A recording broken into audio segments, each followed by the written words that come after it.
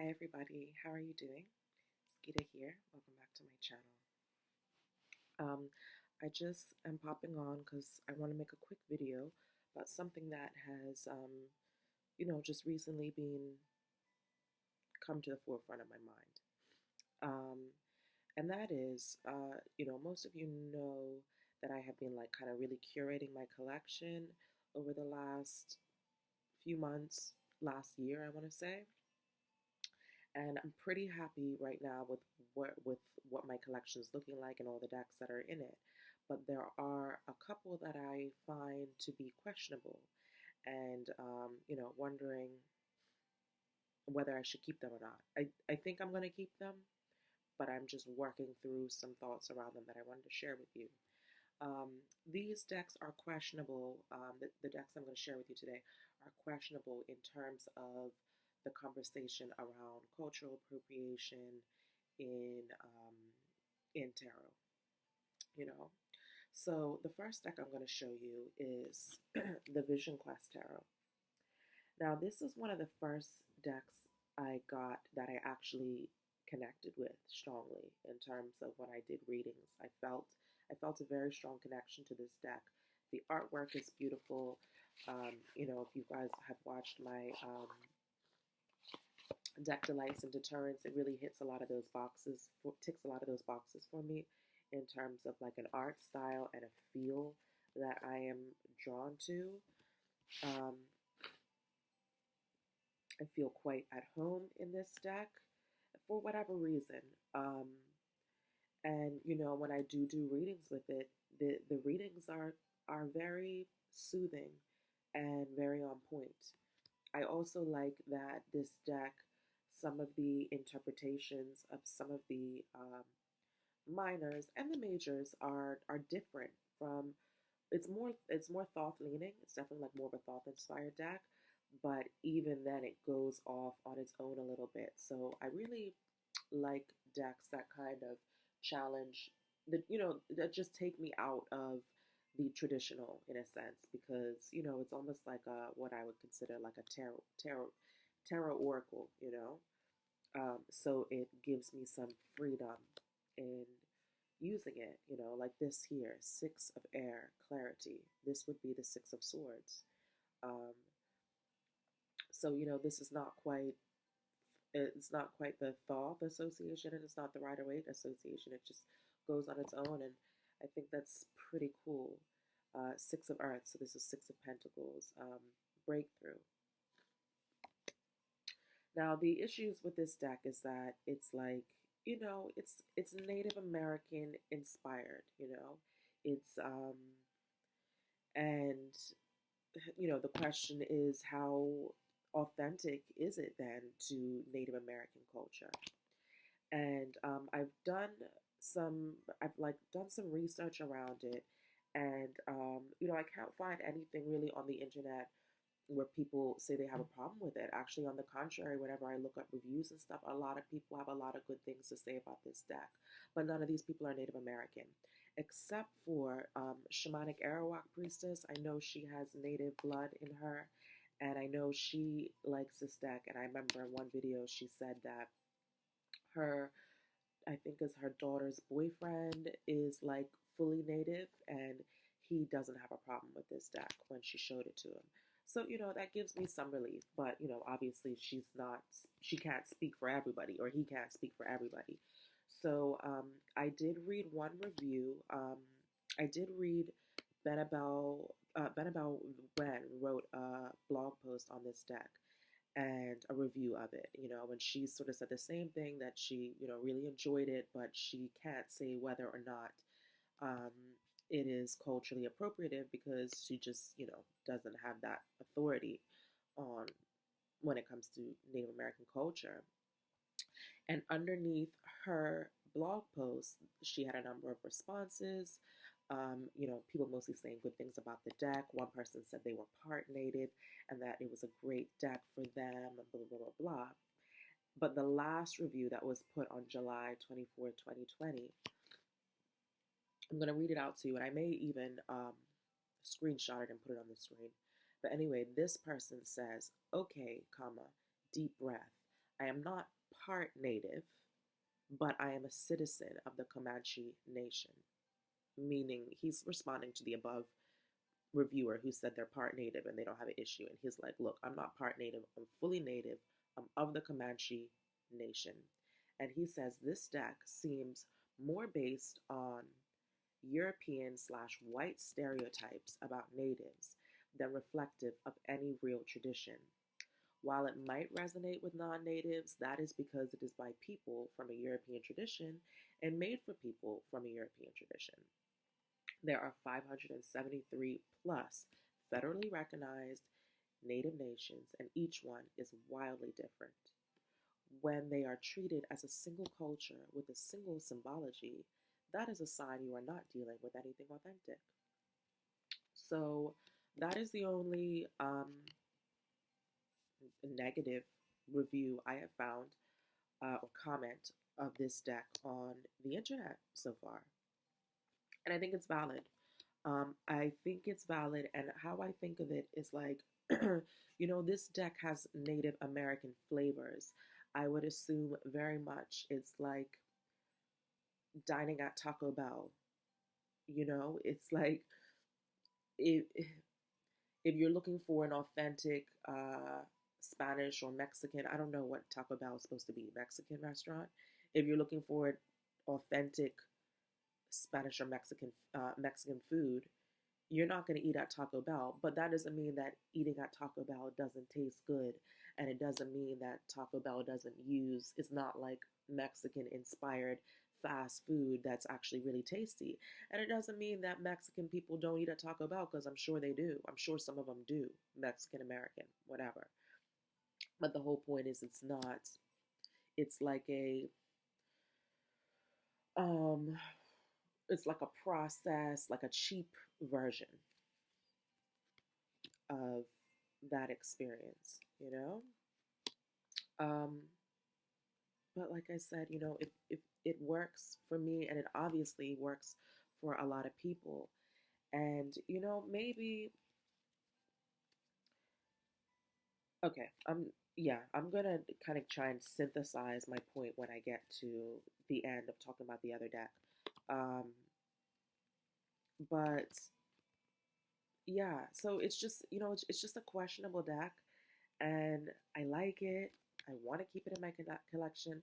I want to continue to work with it. Every time I think about giving it away, I pull it out and I look through the images and I pull a couple cards and I'm like, oh, but it feels so good. But is that right then? Is that okay? I don't know. But just looking at the creator, so it says it's created by Guyan Sylvie Winter and Joe Doze. Now, Doze sounds like a Hispanic name, and I know that a lot of people of Hispanic, Mexican descent, they have Native American ancestry, because it all like goes back to like the Mayans and the Aztecs and all that, right? So, who's to say that the artist um, doesn't have Native American and Native ancestry? And therefore, also, I believe this deck was, it was created in Santa Fe, New Mexico. And I've been to Santa Fe. I've been to Santa Fe, New Mexico, and it is very, very inspired. There's a lot of Native cultural influence there, because at one point it was Mexico, but I think when the Americans came, they kind of pushed them out, and took over the land. It's really, really interesting history down there. Um, if you ever visit the States, or if you live in the States, I definitely highly recommend you go visit it. Out of all the places I visited in America, New Mexico is like was one of the most amazing um, trips I ever made. But but even there is that there is there lingers the pain and the oppression and the history of the white man coming in and conquering and taking over. So is that reflected then in this deck? in terms of cultural appropriation. I don't know. I can't say. I can't say. I'm not native, right? But I do enjoy the artwork in this deck. Um, and I would like to hang on to it and see if I can continue to use it and just use it with awareness, you know? So that is the Vision Quest Tarot. The second deck I'm going to talk about, I had on my wish list for a very, very long time before I pulled the trigger. And that is the Tantric Daphne Oracle. It used to be called the Secret Daphne Oracle. Now, this is an oracle deck that kind of that is also, it is a tarot oracle in that a lot of the cards, there's a number of cards which are supposed to relate directly to the major arcana. It is kind of like a yogic inspired deck. The creator apparently, is a white guy, Nick Douglas. I'm assuming he's white. Nick Douglas and Penny Slinger. And Nick Douglas went to. Let's just read real quick. So I'm not like just paraphrasing and just saying anything.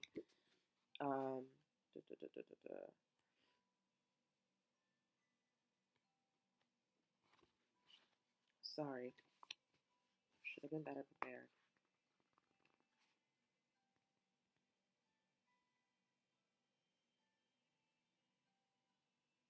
Okay, sorry. I pulled up the Amazon page. I'm gonna read it from here.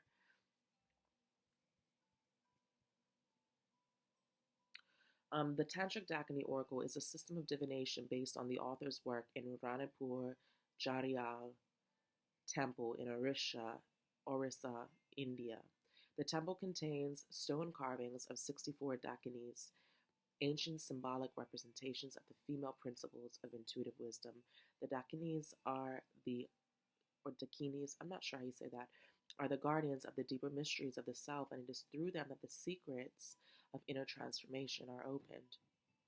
Nick Douglas, a scholar of both Sanskrit and Tibetan, has drawn upon his extensive knowledge of tantric mystical teachings to create a modern synthesis of their system of divination.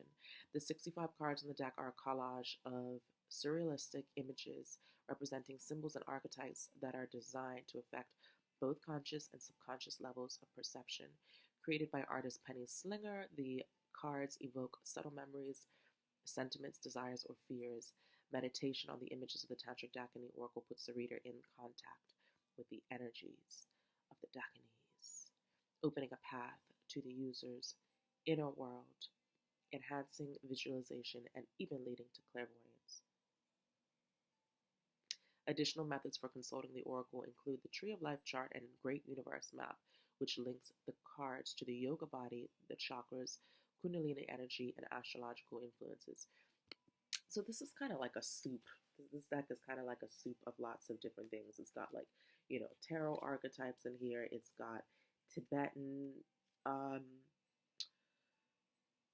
cosmology in it. It's got Sanskrit. It's got yogas and chakras.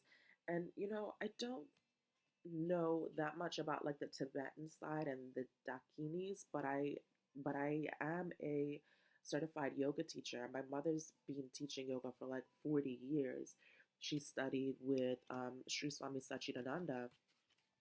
I've been to plenty of ashrams and stuff when I was younger. So I know, I know quite a bit about kind of like the yogic side. I also have some close friends who are Hindu. But this seems like a mashup of a lot of different things. And when I first got the deck and looked through it, honestly, it felt almost like, because of some of the titles of some of the cards, there's a real cheekiness to this deck. It almost felt like a spoof or like a like a satire, um, like a spoof, like a of what is of like a spoof on Hindu or Buddhist philosophy. I don't know how to say that. I don't know if you understand what I mean.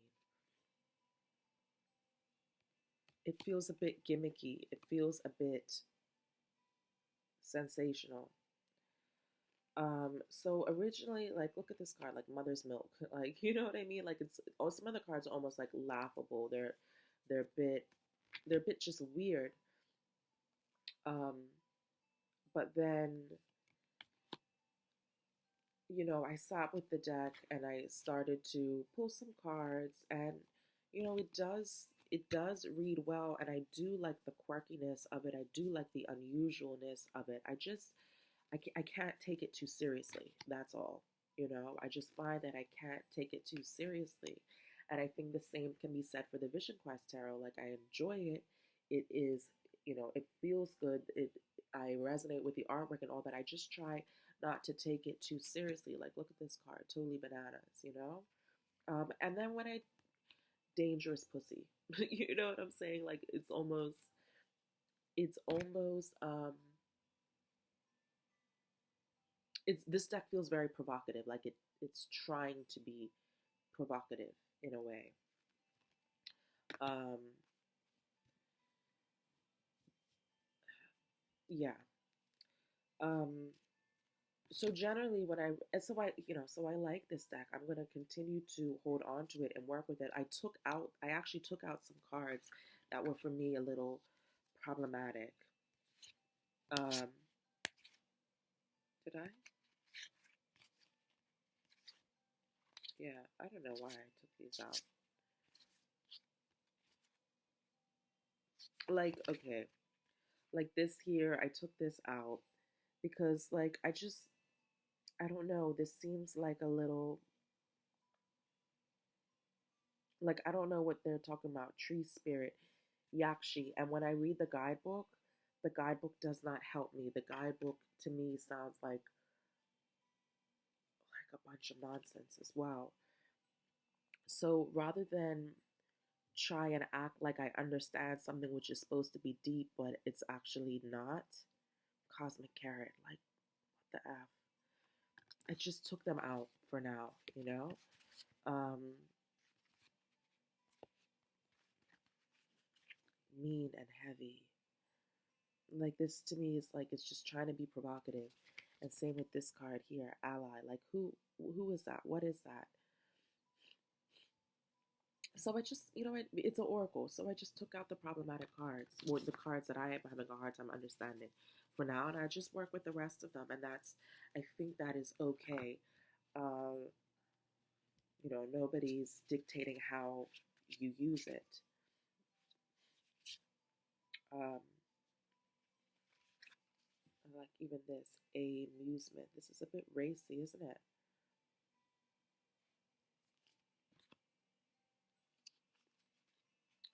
But I'm just gonna read. So I read a couple reviews on this deck, and again, there's a lot of the reviews are very good in that people say that it reads really well for them, um, and that the deck has an energy. I think both of these decks have an interesting energy on their own that do make them feel somewhat alive. But this deck in particular has a couple more negative reviews that I was able to find on Amazon. So one of the reviews here says empty vessels make the most noise. And it says there are a lot of mistakes in the book. The author seems to have wandered through India, heard the word Tantra thrown here and there, read a few books, and pursued the leads without any existing knowledge of Tantra whatsoever. There is Buddhist Tantra and Hindu Tantra, and they are not the same. The Dakini principle exists in both, however, but are seen in very different lights. All in all, the book is all over the place, has factual errors, which is unforgivable. For example, the author mentions Padmasambhava and then shortens his name to Padma. which means lotus. Padmasambhava is Padmasambhava. No one calls him Padma, like ever. Then he says the red Dakini is Vajra Varahi and goes on to describe Vajra Yogini instead. Sure, both deities are similar, but Varahi is the sow head Dakini. Varahi means sow. Such errors tell me that the author has no idea what he's talking about. So then he goes on. I'm not going to read that whole review because that one's long, but there's another one that says deceiving, and it says really deceived by this one. The visuals of the cards in itself are not appealing to me and doesn't really have a reference to the 64 Dakini of the temple. But not only that, even in the textbook, there is not much reference to the Dakinis. To me, this deck could be called anything else. Would not recommend to someone who is looking for something in reference to the Dakinis. I have way better decks at home already. So, I read these comments and I take it with a grain of salt, and that's why I just went through and pulled the cards that I do understand and can connect with, and all these ones that seem to be like referencing Dakinis and things that I don't understand, and the book is not helping me to understand it, and I know the book is not going to help me to understand it. I'm just leaving them out. I can read this deck intuitively and kind of go over all that, and I think that is what we have to keep in mind when if we're diviners, you know, it's different. There's a difference between using a deck to try and study a different culture. I don't think this should be a starting point if that is your intention. But if you're just sort of using as a prompt or a tool, a medium to get a message, which is to access information that is already wisdom and information that is already within you, then I think it's okay if you think of it in that sense, where it's like the picture and the keyword will prompt and trigger, will bring up knowledge that is already within you, rather than trying to understand something that you don't understand and that the book is not helping understand. Does that make any sense? But this deck in particular, it's not all yogic influence. Like here you've got, it looks like a mummy, right? It looks like Egyptian. And there is a card for Isis, and there's the magic carpet and solar return. So it's got astrological influences. It's got a mermaid here. So I can use it in that sense. Abundance, this card reminds me of like a Ace of Pentacles type of vibe. So in that sense, this is how I use this deck. I'm not using it to try and act like I understand or am trying to unearth, Tibetan knowledge, because it's not doing that for me. But I just approach it like a quirky deck that stimulates my intuition and helps me access messages which are already within me. Temptation, the apple and the serpent. Guardian. I don't like this card actually. I'm gonna take that out. Maya, she who spins. The web of illusion. So that's how I look at and approach this deck, and that's how I reconcile the issues I have with this deck. And I think the same things can sort of be said with the Vision Quest. Like, I use it, but I don't take it too seriously. I know that, it's not like an authentic representation of Native American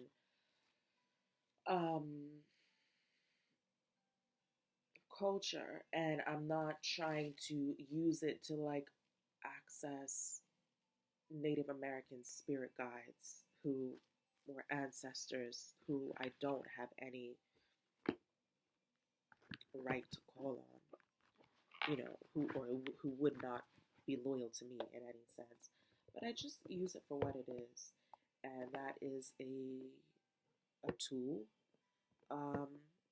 to access my own knowledge, my own inner wisdom. So that is, those are my thoughts on these questionable decks in my collection. I'll continue to work with them. Particularly, this deck is new to me, so I don't want to just throw it out yet. I haven't determined whether it's not totally workable yet. And this one, like I said, this one I've had for a while. This is one of the first decks that I picked up in 2019 when I was getting decks that weren't, starting to buy decks that weren't Rider Waite, um, just, strictly sort of like Rider Waite inspired. So, and this is one of the first decks I had a connection with. So,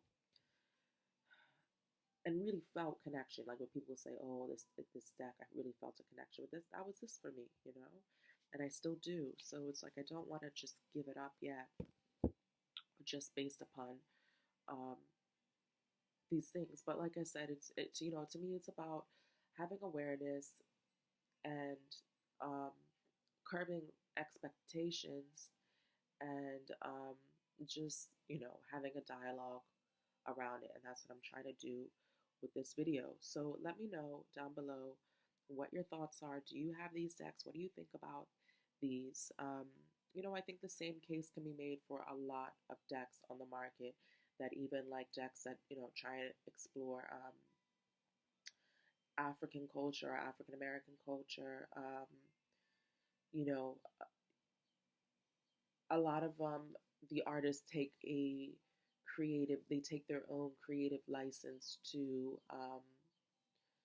you know impose their own interpretations or whatever. So yeah, that's that. I'm gonna end this video now. Thank you for watching, and I will see you in the next one. Bye.